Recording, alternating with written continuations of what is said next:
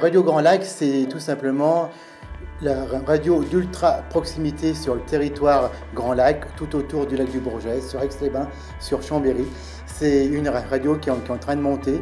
Et puis, le scoop, c'est que normalement, on va démarrer sur le 92.1 avant la fin du mois de juin, puisque le CSA nous a donné toutes les autorisations.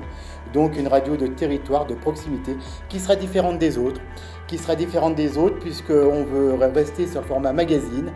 On veut rester avec nos bénévoles, une quarantaine de bénévoles que je remercie, que l'on remercie. Ils sont tous passionnés, ils sont tous passionnants, ils font un travail remarquable. Et donc, chacun dans leur domaine. Alors tout à l'heure, on avait Hilde pour la gastronomie. Ce midi, on avait Anne pour la culture. Demain soir, on aura Pierre-Luc pour l'économie. On aura Damien, on aura Jessica pour le sport, pour la décoration. On en a pour la musique. Ils font tous un travail remarquable et c'est grâce à eux aussi qu'on en est là maintenant et qu'on prend de plus en plus d'ampleur. Quand Jean-Pierre et Sandra recherchaient quelqu'un pour l'émission gastronomique, je me suis dit pourquoi pas. Donc j'avais déjà fait de la radio il y a quelques années dans le domaine musical, puisque j'étais disquaire. Et donc j'animais une émission complètement musicale.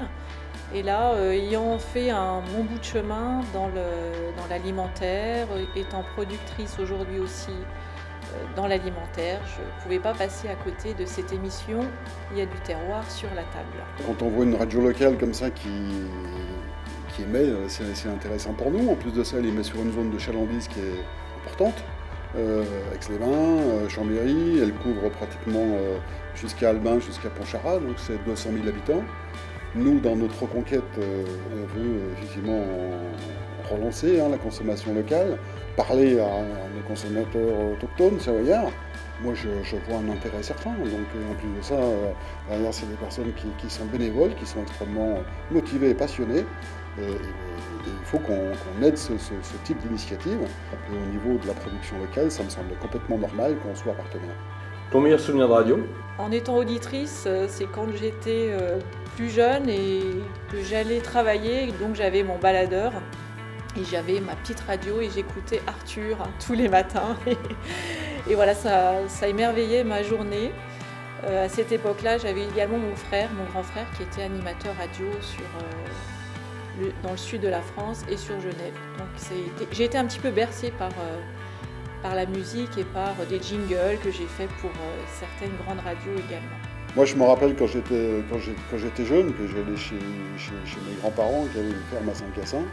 Ils écoutaient, je crois que ça s'appelait la TSF à l'époque, et il y avait une émission à 13h, c'était le jeu des 1000 francs. Et c'était animé par une personne qui s'appelait Lucien Jeunesse. Et cette personne avait une voix, franchement, qui a marqué mon enfance. J'avais 7, 8, 10 ans. Et c'est un souvenir. Alors je ne sais pas pourquoi, c'était pas connoté, il n'y avait pas un intérêt pour de jeunes enfants.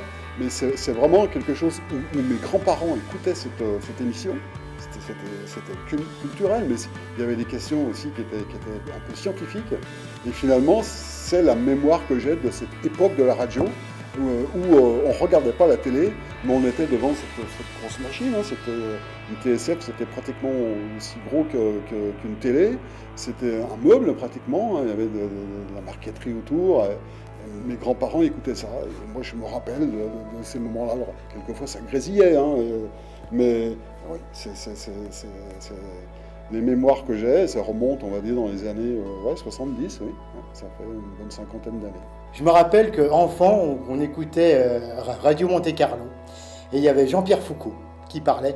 Mais tu sais que je suis un passionné d'accordéon, donc j'ai quand même des grands souvenirs avec France Inter le samedi soir, du temps de Joe Donna qui présentait Interdance. On avait pendant toute la nuit du samedi les grands bals d'accordéon, on avait les danses. Et voilà quelques-uns de mes souvenirs de radio qu'on écoutait, qu'on écoute encore. Et d'ailleurs, nous sommes là pour les 100 ans de la radio.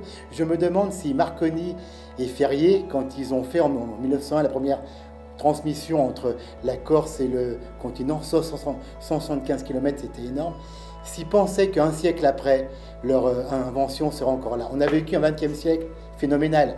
Au niveau technologique, on a créé Internet, on a créé la télévision. Et malgré tout, la radio est là. La radio est toujours aimée des Français, toujours dans le cœur des Français, parce que les Français veulent de la proximité et on va continuer sur cette voie.